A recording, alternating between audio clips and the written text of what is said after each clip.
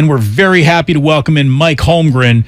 10 years as head coach for the Seahawks, coach of the Packers before then, two-time Super Bowl champion. And this man knows San Francisco as a native. He knows San Francisco as an offensive coordinator. And he oversaw something that was known as a transition from Montana to Steve Young. So when it comes to quarterbacking, controversies, questions, how those rooms work, Mike Holmgren knows these things like the back of his hand. It's a pleasure to have you on today, Coach. How are you doing? Yeah, I'm doing great. I'm glad. Nice to talk with you guys. Thank you so much for joining us. I just want you to know that my wife graduated from Lincoln High School, and she says that only geniuses come out of Lincoln. That's true. Listen to her. She knows what she's talking about. Absolutely. I love that on your incredibly impressive list of all your coaching opportunities, your offensive coordinator at Lincoln High School is still number one on your Wikipedia page. You know what? When I was kind of floundering around after my pro career didn't go the way I wanted it to, they asked me to come up there and teach and maybe help with the freshman team. And I said I'd love to. And so thanks for mentioning that. That was Don Daniels was the head coach. I was an assistant with the young guys, and that gave me a little taste of what I'd like later on. Go Mustangs. That's what my wife is. The Mustangs. Go Mustangs. Go Mustangs. Mike Holmgren here on 95.7 The Game. And as we were saying, you have been in so many quarterback rooms with so many great quarterbacks, it's almost impossible to explain the situations that you've been in and around in your coaching career. Could you take us a little bit through what you think Kyle Shanahan's mind is like as he just watched Trey Lance have a rough outing, knowing that there is a breaking case of emergency, Jimmy Garoppolo sitting behind him? You understand how this works in San Francisco. Everybody here is pulling their hair out over this, Mike. So as you look at it from your perch, what do you see and what advice would you lean in to either give to Kyle or Trey Lance as they're going through this? Well, you flatter me. First of all, Kyle doesn't need my advice. He's a great coach and a very, very bright offensive guy. But it is a situation, before I talk about that, I'll say, when I had Steve, Young, and Joe in the same room, when I was the coordinator for the 49ers, here you wouldn't think you'd have a problem. They're two Hall of Fame guys. They're great guys. But I had coached Steve in college, and so we'd have a quarterback meeting, and then they'd leave. And then Joe would come back in and go, Mike, I'm just feeling like you're giving Steve a little. I said, Joe, it's your team. Relax. Everything's fine. And then he'd leave. And then Steve would come back in and go, you're not coaching me anymore. You used to coach me. What happened? I babysat for your kids. I go, get out of here. So we went through a time there, and the team was off balanced, I thought. And then Coach Bill decided to commit to Joe for the rest of the season, his last season there, and then things settled down. But you're talking about two Hall of Fame guys. Here you're talking about Jimmy Garoppolo, who's a good, very, very good quarterback and led him to the Super Bowls and playoffs and things. And then a young guy who they drafted. If you draft a guy number one, you are telling the fans, you're telling everybody, this is our quarterback down the road. He is our quarterback. And they made that decision. Unfortunately, Jimmy got hurt, so it gummed up the works a little bit. And so now they're both there. But I would tell the fans of San Francisco, and it's a long answer to your question, I'm sorry, but I would tell the fans of San Francisco, take a deep breath. Last week's game against the Bears, write that off. That was a typhoon. That's not a good judge of what the young guy can do. Now, moving forward, he has to show progress. And the Seahawks, it'll be really a good game on Sunday, and we'll just see how he handles that. But I don't think they're in a big hurry to make the change. But it's going to be talked about. But I would say to everyone, just calm down just a little bit. I think when I think of quarterback teachers, Coach, I think of you. And two observations that I had watching Trey, and not just in this game, but just so far in his young career, is that he moves well within the pocket, but it's a little frenetic, and he doesn't seem like he resets when he gets to that throwing platform after he moves in the pocket. That's one thing. And the other thing is he's a young quarterback, and like a lot of young quarterbacks, it seems like the nuance of being able to kind of manipulate linebackers or safeties with his eyes, which some people might say is quarterbacking 5.0, that he's not there yet on that front either. How would you go about coaching him up on those 2 points? Well, first of all, as a young guy, it takes time. It takes time. You look at Joe Montana, his third year. You look at John Elway when he first started. You look at these greats.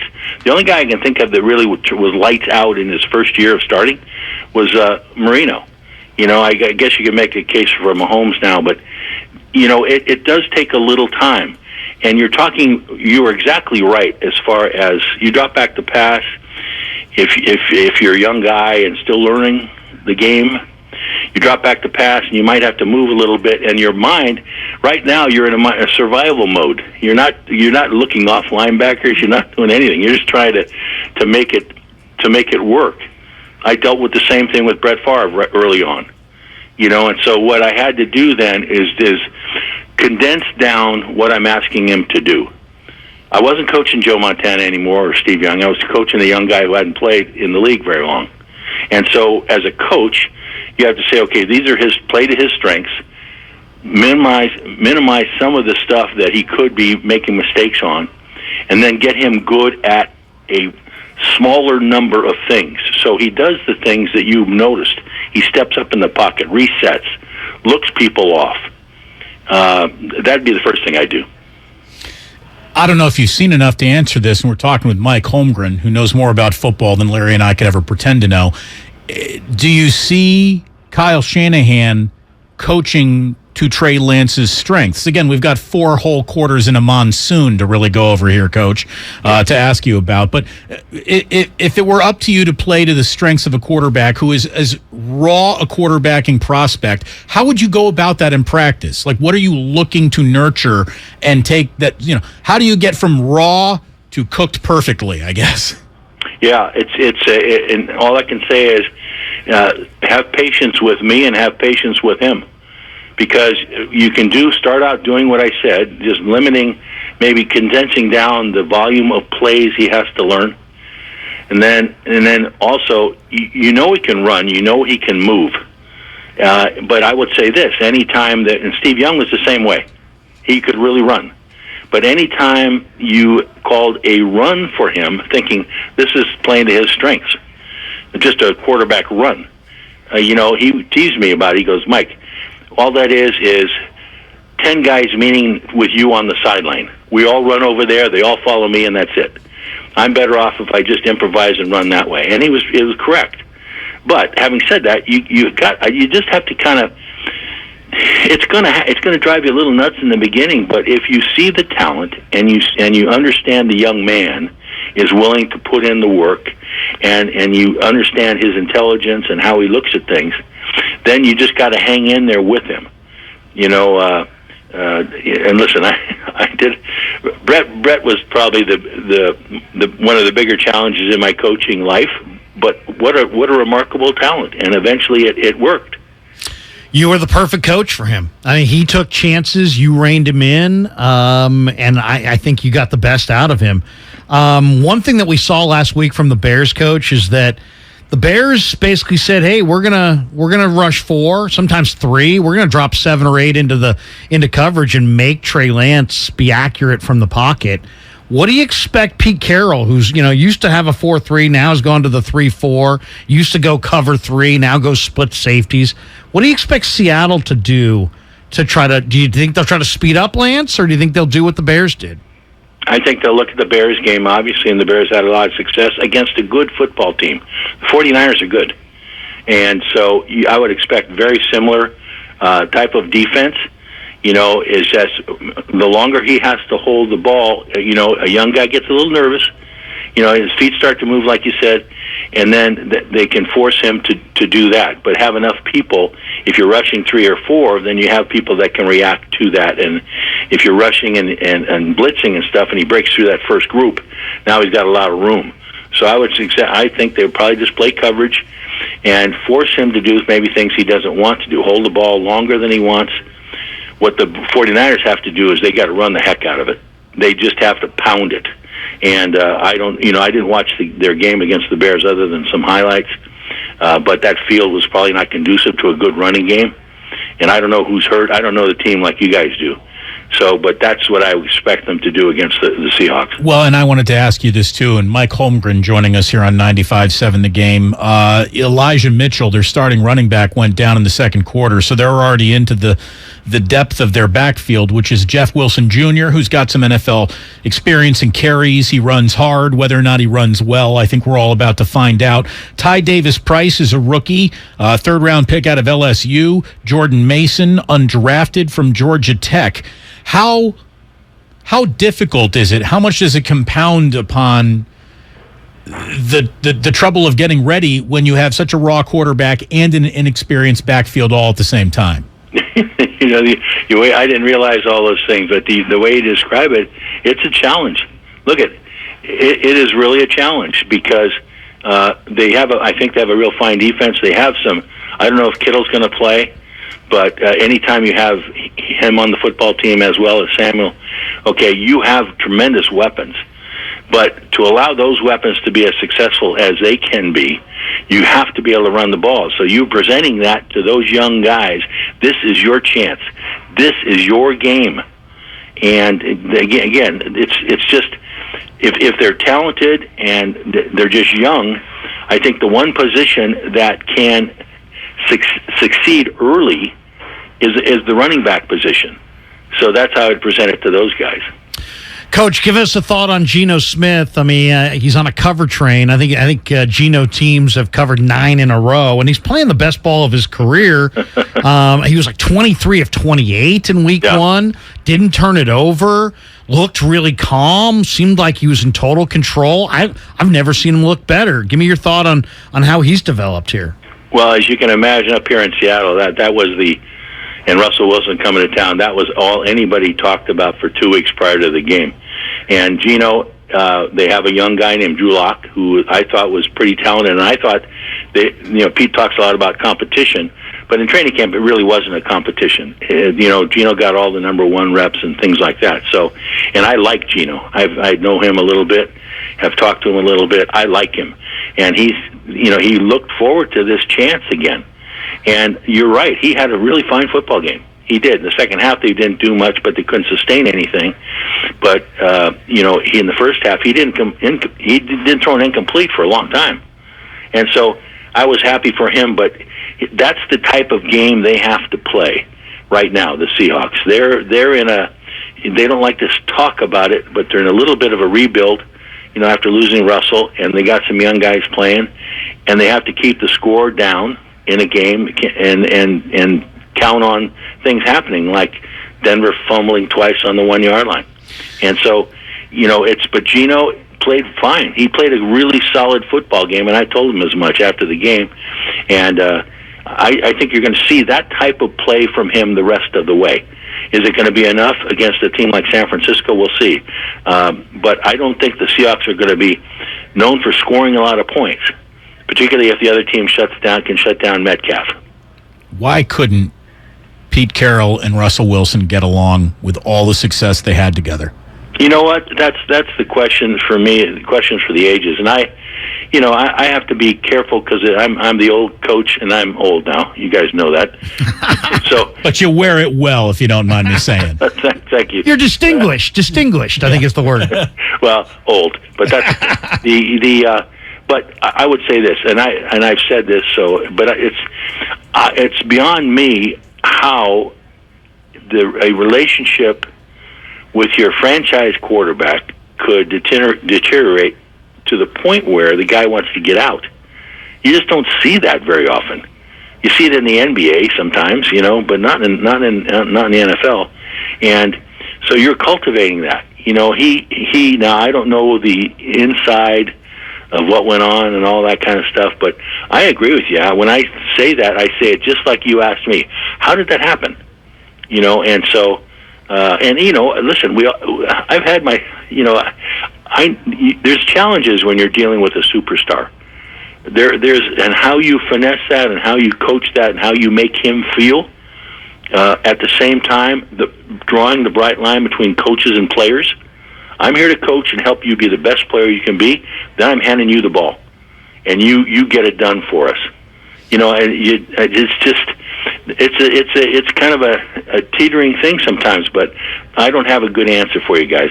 Well, maybe you can help us then with this question. And Mike, we really appreciate your time today. Mike Holmgren here on 95.7 The Game. You wore two hats at once, head coach and general manager.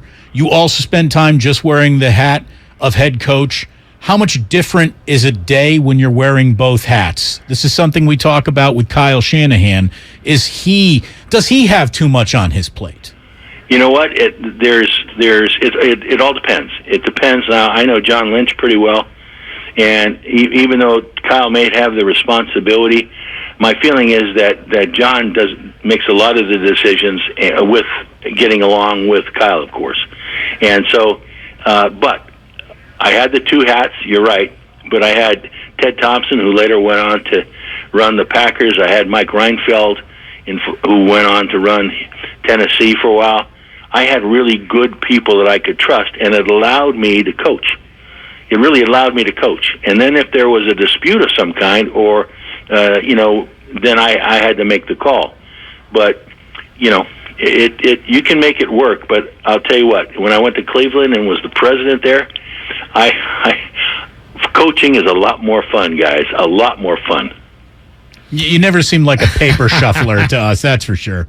No, you're dealing with all the politics and the city and building the stadium and all that stuff, which is important. Don't get me wrong. I tried real hard, but I'm not sure I was that great at it. One of the things I've loved watching on the NFL films is how hard you were on Andy Reid and Mariucci. And I wonder, when I watch that, is that the way Bill treated you guys when you coached under him? I think I was probably a little more vocal than, and I've apologized to all those guys 1,000 times. But no, I'll tell you what Bill would do, and Bill was his background was as a quarterback coach, and so he hired me, and I was 5 years removed from coaching at Oak Grove High School in San Jose, and what he would do during practice, like training camp, he would had these 3x5 cards, and he would walk around and watch you practice and watch the team practice, and he'd be writing down things.